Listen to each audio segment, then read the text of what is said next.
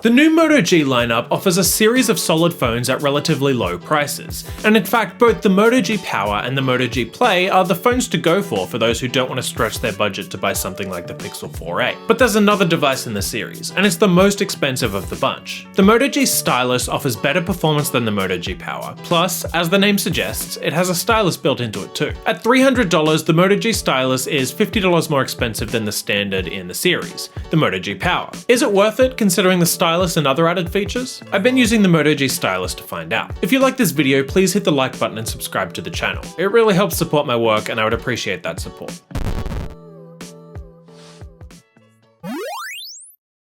The overall design of the Moto G Stylus is very similar to the Moto G Power. The device has an edge-to-edge display on the front with a hole punch cut out for the front-facing camera on the top left. There's also a small chin at the bottom of the display, but it's not much bigger than the bezel on the device, so it's not very intrusive at all. The back of the phone is a little different from the Moto G Power. There's a rectangular camera bump on the top left, but that's about it.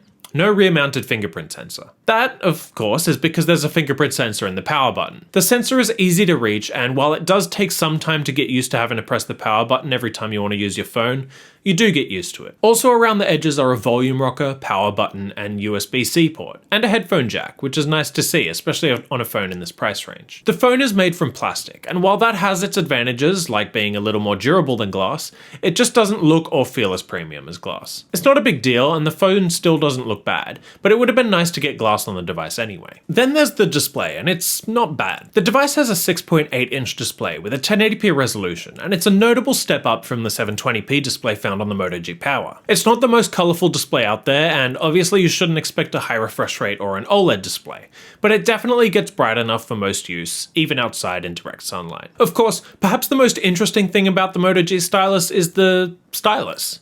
It slots out of the bottom right of the phone, and once you take it out, you'll get options on your phone display for things like taking notes and drawing, and you can hide those options and show them as you see fit. It's actually pretty handy, and the stylus can be useful for things like jotting down quick notes and even typing in some cases. But it's not as useful as a stylus on some other platforms. For example, you won't get the same text recognition tech that you can find on devices like the iPad Pro and Galaxy Note series, and you won't get other features that heighten the experience. Unlike the Note series, the stylus doesn't connect through Bluetooth. It's more or less a super skinny finger. Of course, that's somewhat to be expected.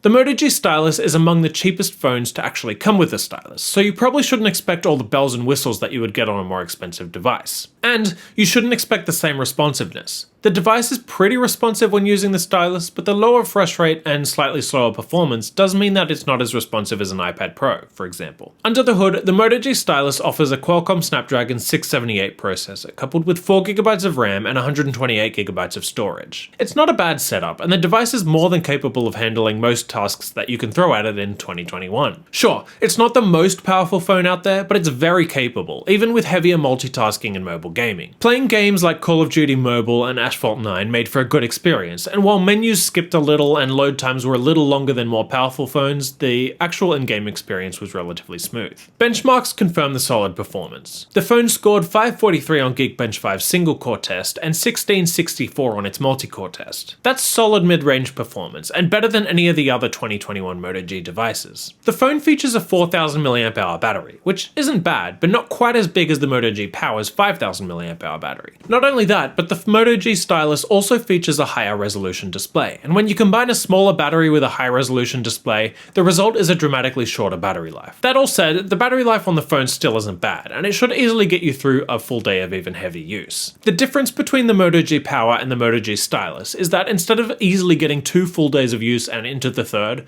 you'll easily get 1 full day of use and into the second. If you're good at ensuring that your device remains charged up overnight, you shouldn't run into any issues. My battery benchmark confirmed this. After streaming YouTube videos over Wi-Fi at full brightness for 3 hours, the phone had 68% of its battery left. That's not terrible, but it's a bit on the low end compared to some other devices I've tested. On the back of the Moto G Stylus, you'll find a quad lens camera module with one 48-megapixel wide camera, one 2-megapixel depth sensor, one 2-megapixel macro camera, and one 8-megapixel ultra-wide camera. It's a fine setup, however I don't really find much use for a macro camera, and I would have much preferred that Motorola include a telephoto camera instead. Still, it's a better setup than the Moto G Power, power, which does away with the telephoto cameras. Images taken with this camera are mediocre. In well-lit environments, the phone is capable of capturing decent photos, even though they're not all that vivid and don't have much detail. The camera offers Motorola's binning tech, so effective output of the 48 megapixel main camera is actually 12 megapixels. That tech is supposed to make for better details and better low-light photography, but low-light photos on the phone still aren't all that great. They're fine, but they're noisy and you'll often end up with a blurry photo. Safe to say, you probably shouldn't buy this phone for its camera. Next up is the software experience, and on the Moto G Stylus, it's pretty good. Motorola has long offered a near-stock Android experience, and as a result, everything is pretty much where you would expect it to be, and the software looks clean and is relatively responsive. That's not to say it's completely unaltered though. Motorola has added a few gestures and tweaks to the software, all of which can be controlled in the Moto app. It's nice that you can get gestures like the ability to turn the phone upside down to enable Do Not Disturb, or twist your wrist to turn on the camera. And I really appreciate that all of these tweaks can be found in the Moto app, rather than being spread out through the software and in the settings app, which could bloat things a little. Often the advantage of a stripped-back software experience is longer updates, but you won't get that here, and it's a real bummer. The phone ships with Android 10, and while Motorola has said it will get Android 11, it hasn't yet said when. And that's pretty much where it ends for updates on the Moto G Stylus. In other words, you'll only get one update, and it's to a version of Android that's already available. That's a major issue, and I really hope Motorola improves its updates in the near future. Thankfully, you should get 2 years of security updates. So,